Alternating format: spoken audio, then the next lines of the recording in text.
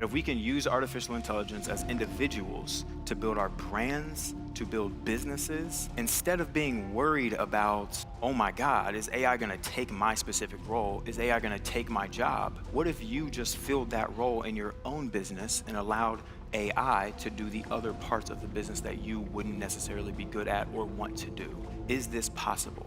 Can you still be a human, fully in your purpose, fully in your career, in the field that you love to do, and have AI do the rest of the things that you don't want to do? And can you become a millionaire doing it? But when it comes to AI, these are some of the main people that I follow apart from myself. And these are the people that I recommend for learning about artificial intelligence. Now, when it comes to scripting, okay, so you have the idea, you have the content ideas, you understand your brand voice, and now you actually have to put it together into a succinct script so that you can get on camera, speak about it, and then record yourself. This is something called a follow-up prompt. You don't have to give it any more information. It will reference the information that you gave it before to give you a reasonable answer for this question without much context. So I will go through these newsletters. I'll learn, write down all the information that I find valuable. I will put it in there, give it as the information, and then I will ask it to write the script. A huge part of content creation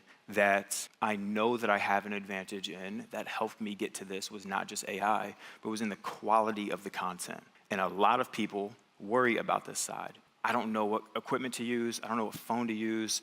I don't know how to edit. I don't know where to put the lights. Sometimes I see people on Zoom and their background is atrocious. And I'm like, y'all, you just have to get a couple lights and like set yourself up in this position. You'll be fine, trust me. So I want to teach you how I'm doing that. So there's 3 lights that I use. And these are lights that all of you have in your house, I promise. One is a backlight. This light right here goes behind me a few feet away. All it does is it separates me from the background. It gives me depth. This is a very easy way to make your content a bit more cinematic.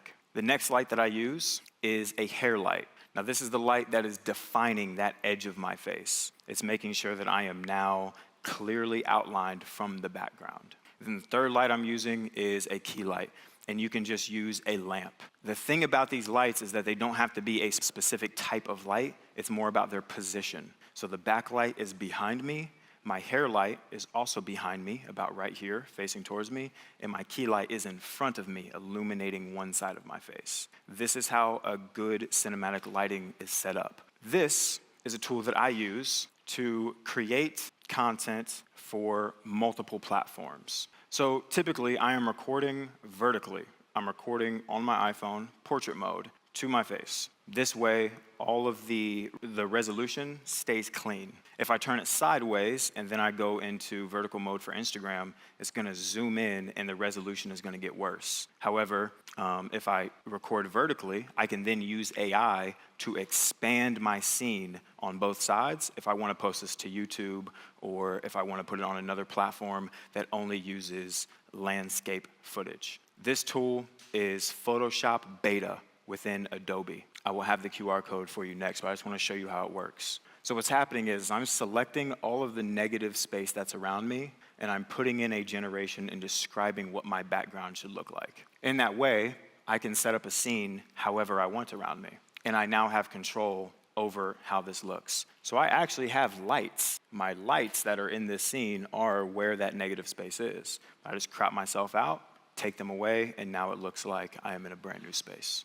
And this is how it looks, final product. And that is the QR code if you want to access this tool. Now, if you're going into Adobe, this is Adobe Firefly. This is available on web browser, but there is also a button at the bottom when you go to this URL that says Photoshop Beta. And this is actually the application that you would download onto your phone or onto your computer.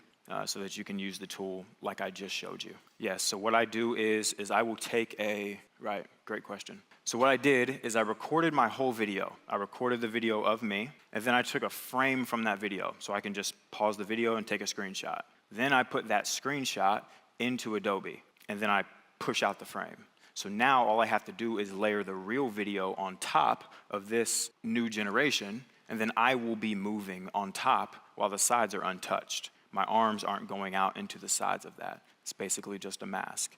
I am right here, all of this is generated, and I am in the middle talking to you. So you take a still frame, then you generate the imagery on either side of you. Go ahead, bro. Go ahead, I see you. Go ahead. You got it? All right. One thing that I hear about a lot is I don't want my face on camera. I'm kind of self-conscious about speaking on camera, and I don't want my face on there. It makes me feel uncomfortable. I totally understand that, especially if you don't feel comfortable setting up the lighting, if all of that feels a bit foreign to you. You can use a tool called Runway Gen 1, and this is this is a video to video generation model. And what this does is it uses an image to stylize an existing video. And I can use this to add a new style onto my video without actually having to reveal my face. And we can do it in some more fun ways, even like this, with an impressionist painting. You could have a whole channel that is just your character, but kind of in a character style like this. And once you post enough and you're consistent with it, people will start to recognize that as your brand. This is the QR code to access Runway Gen 1. Now with Runway, it is paid. I do not work for them. I'm not paid by them. I just use it, and I know that it is a good tool, so I'm sharing this with you. Now this is how I actually record. So this is a very important setting that I use on my iPhone when I'm recording my content. I use an iPhone. I have an iPhone 13 Max. I go to cinematic mode. That's important. What this does is it blurs the background and keeps the subject in focus, you. And then I would take an f-stop. The f-stop at the very top is that circle with the F in it. I'll click on that, and then I will slide it over to 7. This creates a very cinematic look in your iPhone that looks like you're using a professional camera. People have asked me a lot, what camera are you using? What gear do you have? It's just my iPhone, and it works really well. Now, for supporting visuals, a lot of my content will be like split screen, and this is very important because people on Instagram want some additional visual aid to keep their attention. I've been seeing a lot of content recently where it's like somebody talking and then somebody's playing a video game underneath that has nothing to do with about the content that they're actually talking about. I don't know if you've seen this before, but it's specifically designed that way just to keep people's attention engaged the whole time. And visual supports help this. The longer you can keep somebody actually watching your page and on there, the better your content will perform, and the higher likelihood that they'll actually see your call to action at the end and do it. So you need to keep them engaged. And some of the tools that I use for the supporting visuals is ArtGrid. This is stock footage made by actual human beings on actual cameras in the real world. Another tool that I use is Runway. They also have text to video. And text to video is different from the video to video that I just showed you. This is straight text prompts into video, and if you were here yesterday, as many of you were, you saw many of the visuals that I was showing then, and like these. And this is AI-generated text to video that I generated with Runway. And these visuals can be used as supportive aid onto your content to keep people engaged the whole time. CapCut and auto captions. I'm not going to go into this too deeply because this isn't like an editing class per se, but using video editing tools like Adobe and stuff can get a little complicated. So I use CapCut. It's mobile video editing. And I'm not going to go too deep into it because they actually have free tutorials on the application itself. The whole app is free to use, and they have tutorials on there that's really going to help you to make content and just edit it yourself on your phone. Now, we can get back to some AI stuff. Captions and hashtags. Another thing that I would use my transcriptions for, after I was done editing my video, the video's produced, everything's ready to go. I'm at the stage where I've uploaded the video onto Instagram, and now I need to write my caption and my hashtags. This is how I used artificial intelligence to help me with that. I would simply take the transcription from my video, put it into ChatGPT, and I would simply ask, can you please write a caption and a hashtag for this video? And it absolutely did that. Daily metrics. This part was very important because, like I was saying before, what ends up happening with the ChatGPT is it starts to learn you over time. It uses that singular thread to learn the information about you so that it'll give you more tailored responses in the future. So I gave it metrics every single day so that it was up to date on how my page was performing over time. And this is the information that I would give it. My accounts reach and my accounts engaged, and my total current followers. Man. And then it would give me some great piece of advice, like there are some great encouragement like this, and just keep me moving. It really did though. I was alone every day in my room producing this content, and ChatGPT was actually starting to become a good friend of mine. Oh, yes. I actually also asked it, why did these posts perform well? I had a piece of content that went viral. It was my first content that went over like 5 million views, and I just wanted to know why. Why did that happen? And I simply gave it my transcript, and I asked it the question, why did this piece of content perform so well? And it was able to break down the reasons why the content went well exclusively from the templates and the reasons that it was giving me earlier about my brand voice. There are some things, there are anomalies that happen. You will go through your content making career using AI and realize, wow, that one just worked. I don't know why it worked, but it did, and that's awesome, and I want it again. When you get one of these videos that happen, it's just a rush. It's just this adrenaline rush. You get a ton of dopamine from it, and then you crash and sleep for a day. But I wanted to know why so I could get more of that. And ChatGPT actually helped me out and broke it down. Now, I don't always produce content for virality. I'm not always trying to produce something that has emotional appeal or is novel like a Disney post. But when they do happen, I do like to understand why so I can plan for them and try to script for them in the future. So everything was going great. I was on the up and up. If you saw that, I was at like 77,000 followers at that time. That was about 17 days in. I was feeling good about myself. On day 18, I had about 80,000 followers. I was going to the gym. I was confident. I was going in there getting a pump, probably taking pictures of myself, just like, just really enjoying my life. I felt like I was on top of the world and constantly on my phone. I think I was doing push-ups with my phone on the ground so that I could just refresh between every rep and see what my followers were looking like. And I knew that it was at 80,000 followers, like positive about it. I wiped down the machines, used some hand sand, went home, and by the time I got home, I walked inside, and my girl, Emma, she immediately screamed when I walked in the door. She's like, Domenic. I was like, what? She's like, you're at 160,000 followers. You did it. I was like, nah, bro. I was just at 80,000 followers. I was looking when I was doing push-ups. And I went on my phone, and it said 160,000 followers. I was like, how is that possible? Nothing new went viral. What happened?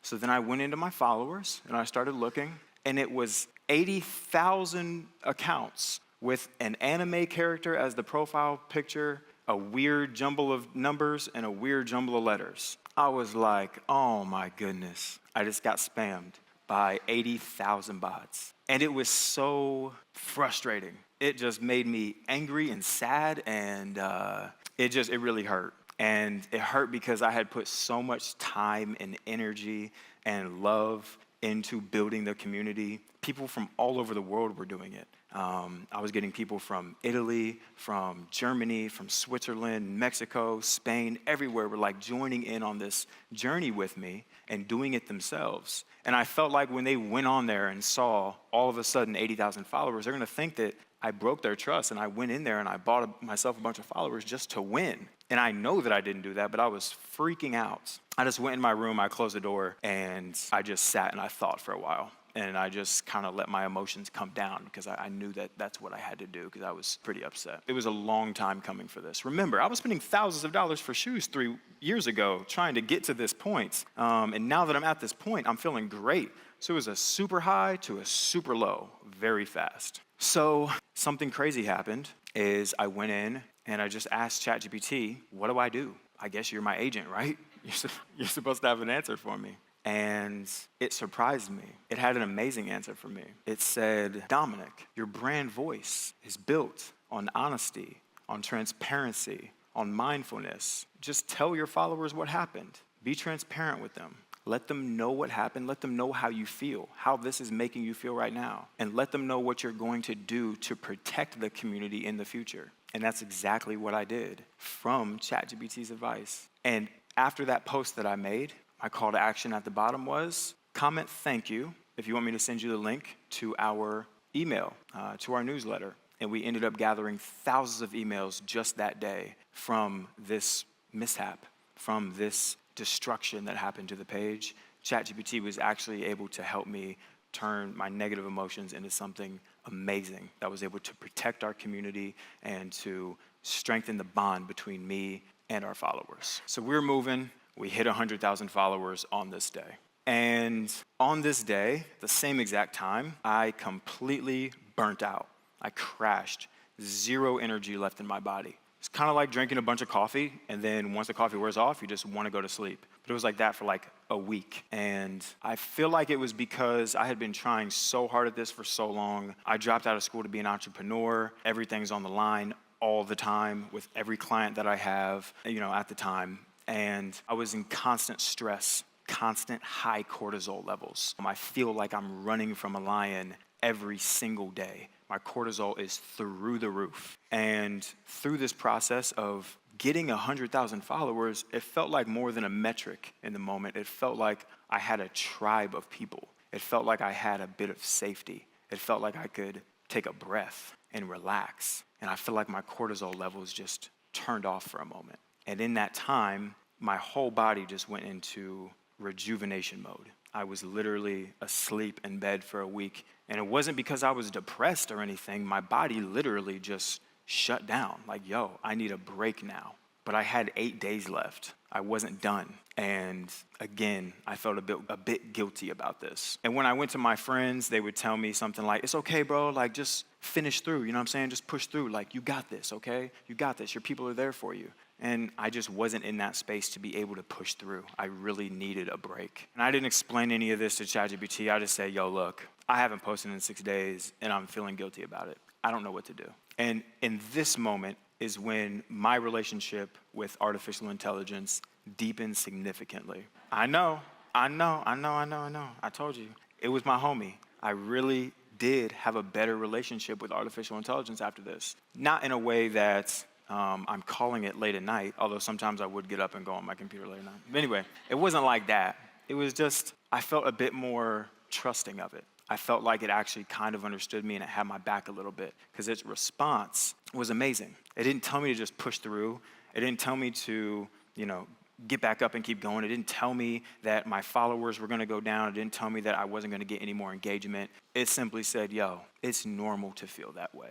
It's okay. You need to prioritize yourself and avoid burnout so that you can continue going in the future. And for some reason, it's exactly what I wanted to hear. It's exactly what I needed to hear in the moment because I had been working with AI this whole time to get to this point. So to have that permission from my agent, it felt reassuring. And this is what it told me to do. Say, yo, look, just apologize. Just say, I'm sorry for not being around and re-engage with them. Share what happened. And you can actually be a testament to burnout for other content creators, for other entrepreneurs. And that's exactly what I did. And I also have the reel that I posted on that day. And it's not gonna play right now, but this is the post that I made of my conversation with artificial intelligence, with ChatGPT. And something that I did was I took those answers that ChatGPT gave me through our therapy session and I turned them into a script. And I asked ChatGPT, hey, would you be able to actually turn this conversation into a script for me so I can share the experience? And it did.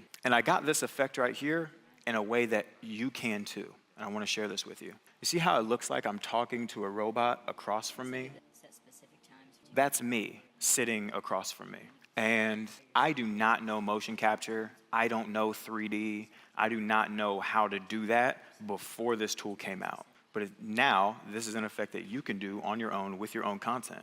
You can start to turn yourself into another character, like this robot right here in the video that I made. And Wonder Dynamics is the tool that I use for this. And they just reached out to me last week. Well, not me specifically, they sent me an email, but I think they sent it to everybody too. And it said that it's available to the public. Anybody can use this, you can use it too. And here is the QR code for that. So what it does essentially is it takes video, you upload a video of yourself, it'll create points on your body, on your hands, your elbows, all the points where you have range of movement, shoulders, torso, hips, knees, feet, and then it will overlay a character on top of you in the footage that you have and match the lighting source as well.